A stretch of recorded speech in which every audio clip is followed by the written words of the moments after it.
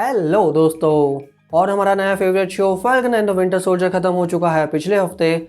और हर super hero fan की तरह आपके भी आगे के लिए कुछ प्रेडिक्शंस होंगे और यहाँ पे मैं लेके आया हूँ अपने प्रेडिक्शंस। So let's start.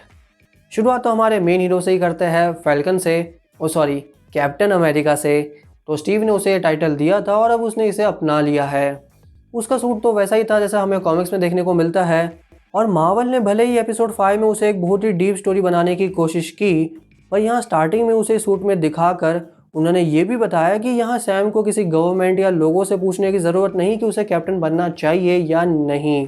अगर स्टीव को ऐसा लगा था कि वो इसके लायक है तो ज़रूर उसने कुछ सोच के ही उसे ये शील्ड दी होगी।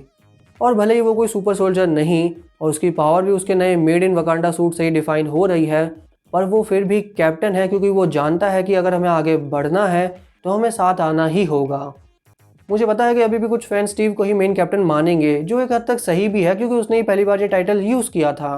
पर स्टीव की पावर भी उसे किसी और ने दी थी और वहाँ भी वो अपनी गवर्नमेंट के अगेंस्ट जाकर अपने सोल्जर्स को बचा के लाया। और यहाँ सैम को भी उसका टाइटल उसी ने दिया और लोग भी उसे बोलेंगे कि तुम्हें ये करना चाहिए या ये नहीं करना चाहिए, पर उसे पता है कि उसे वही करना है जिस पे उसे भरोसा है। तभी स्टीव भी सिविल वॉर में सोकोविया अकॉर्ड्स को साइन नहीं करता।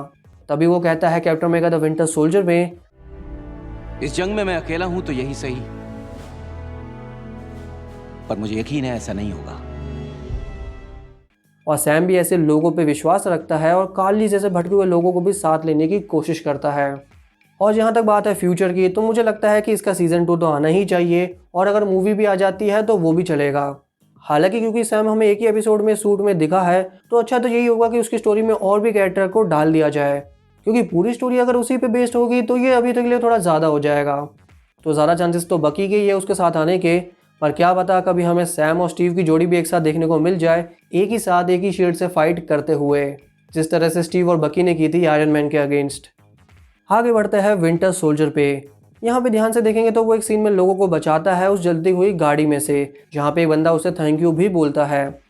ये पहली बार होगा वैसे जहाँ उसे किसी ने थैंक यू बोला है और उसे वो खुशी मिली होगी जो उसे शायद अभी तक नहीं मिली थी। देखिए तो भले ही वो सालों से लड़ रहा है एक विंटर सोल्जर बन के या बाद में एलियन से, और उसने पहली बार यहाँ पे किसी की जान बचाई है एक हीरो बन के।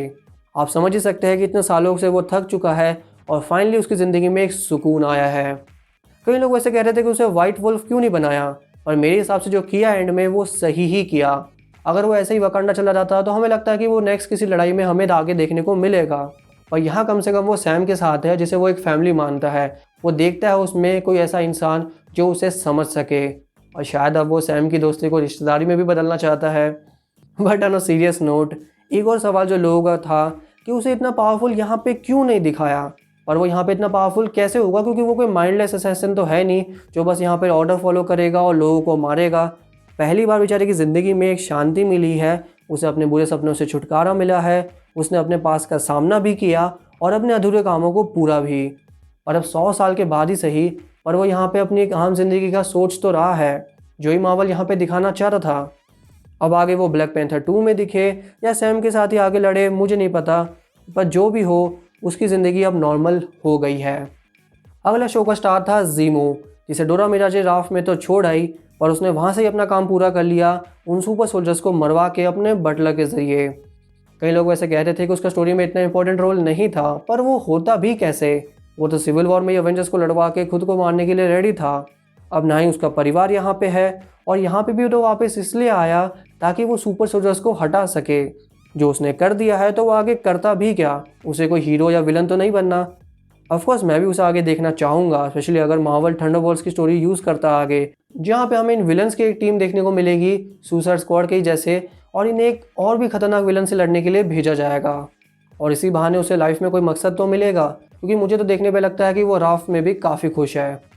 नेक्स्ट है जॉन वॉकर, जो अब बन गया है यूएस एजेंट। और जहाँ ज़ीमो का कोई मकसद नहीं है, यहाँ पे उसके पास एक मकसद है आगे लड़ने का, क्योंकि उसे एक हीरो बनना है। यहाँ पे वो एंड में एक अच्छा काम करता ही है उन लोगों को बचा के, और उसे पता है कि वो वापस कैप्टन अमेरिका नहीं बन सकता जो उसने कांड किया है सरेआम उसकी वजह से। और वो कैप्टन अमेरिका बन भी कैसे जाता, जिस कैप्टन को अभी तक हम जानते थे उसने तो कभी ऑर्डर फॉलो किए नहीं, और यहाँ पे तो उसे ये सारा काम गवर्नमेंट के नीचे रह के करना था, और उसी गवर्नमेंट ने उसे एंड में धोखा भी दे दिया। तो उसे अब दुनिया को दिखाना है एक हीरो बन के कि मैं कौन हूँ।